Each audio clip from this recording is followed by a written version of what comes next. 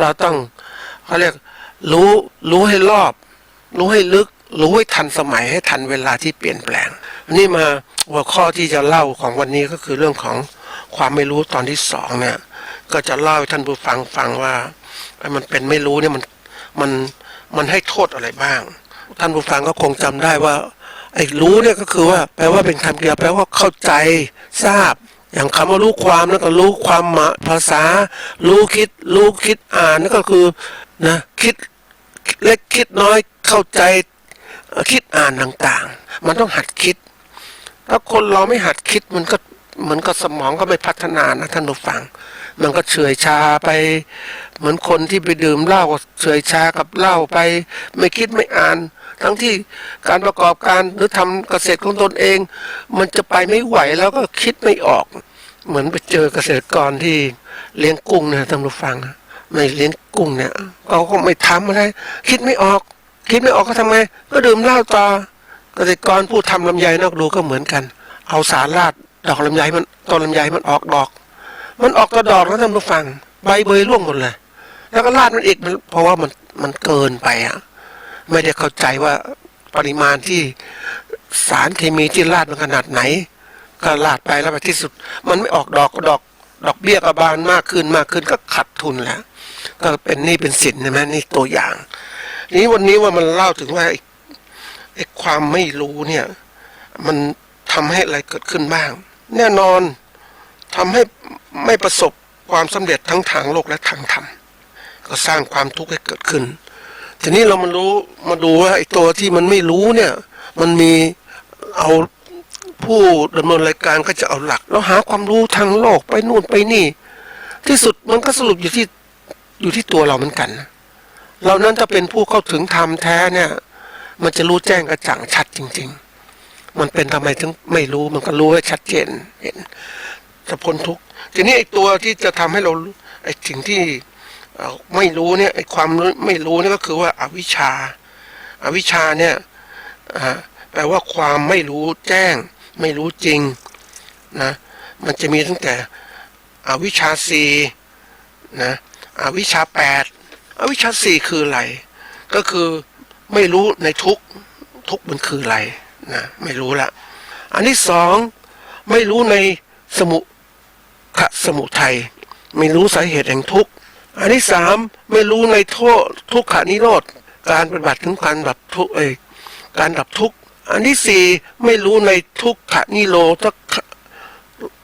คามินีปฏิปทาเรื่องของการปฏิบัติให้ถึงความดับทุกข์อันนี้พูดเฉพาะภาษาง่ายๆนะท่านผู้ฟังแต่จริงๆอยากจะให้ท่านผู้ฟังลองอ่านไปติดตามดูและเอาภาษาพวกนี้มาจริงๆแล้วอวิชชา4เนี่ยก็คือไม่รู้จักอริยสัจ4มันคืออะไรเดี๋ยวนี้นะท่านผู้ฟังเวลาที่เราศึกษาวิจัยทางวิทยาศาสตร์หรือเรื่องราวต่างๆเหตุต่างๆในการทดลองวิธีการต่างๆมันมาอย่างนี้ทั้งนั้นเลยมาแรกก็คือตัวเขาเรียกว่าผลมันเกิดขึ้นอะไรมันเป็นสุขหรือเป็นทุกข์อย่างความไม่รู้เนี่ยมันเป็นต้นเหตุของการให้เกิดทุกข์เนี่ยทุกข์นี่มันเกิดขึ้นมันมาจากความไม่รู้แล้วก็หาเหตุความไม่รู้มันคืออะไรทุกข์คืออะไรเกิดขึ้นจากอะไรเนี่ยอริยสัจ4นี่สำคัญมากเลยนะเวลาที่เราจะทำงานวิจัยเรื่องต่างๆเนี่ยเอาไปใช้ได้หมดเลยเอาเวลาที่เราทุกข์ยากหรือความมันไม่รู้เราเข้าสู่กระบวนการโง่จนเจ็บแล้วก็ศึกษาเอาอริยสัจ4ไปจับดูว่าเฮ้ยมันเป็นยังไงทำไมมันถึงโง่ทำไมมันถึงจนทำไมมันถึงเจ็บมันเหตุอะไรนี่ก็นึกถึงคนนะท่านผู้ฟังในชนบทเนี่ยก็เขาไม่รู้เขาไม่รู้ว่าโลกมันต้องเป็นอย่างนี้เขาอยู่ในที่ของเขาอย่างนั้นอยู่ในชนบทเขาไม่อยู่กับสภาพธรรมชาติเป็นอย่างนั้นเขาอยู่อย่างสบายเขาไม่ได้คิดอะไรว่าโลกมันจะเปลี่ยนแปลงอะไรบ้างดังนั้นบางทีมันก็โอ้โหน่าพิจารณานะท่านผู้คือธรรมชาติที่เป็นอยู่ล้อมรอบเขาเนี่ยก็คือธรรมแต่เขาอยู่กับธรรมแต่เขาไม่ได้ปฏิบัติธรรมลึกซึ้งในธรรมเขาก็คิดว่าเนี่ยอยู่เป็นธรรมชาติอยู่อย่างนี้แหละมันเป็นอย่างนี้มันเป็นต้องมีการเปลี่ยนแปลงจริงๆวันนี้มันเปลี่ยนแปลงมากมายนะท่านผู้ฟังปัญหาทางการเกษตรเราเปลี่ยนแปลงมากทุกเรื่องเลยท่วมฝนแล้งมันเกิดขึ้นจากอะไรสิ่งแวดล้อมต่างๆที่เปลี่ยนแปลงอากาศร้อนขึ้นเนี่ยเห็นไหมมันเปลี่ยนแปลงสภาพแวดล้อมคนทำลายสิ่งแวดล้อมต่างๆมันเสียหายอย่างนี้ทีนี้นี่คือความที่เราเห็นถ้าเราเห็นชัดๆเรารู้มันเหตุอะไร เหตุจากมนุษย์แล้วล่ะการเมืองเศรษฐกิจสังคม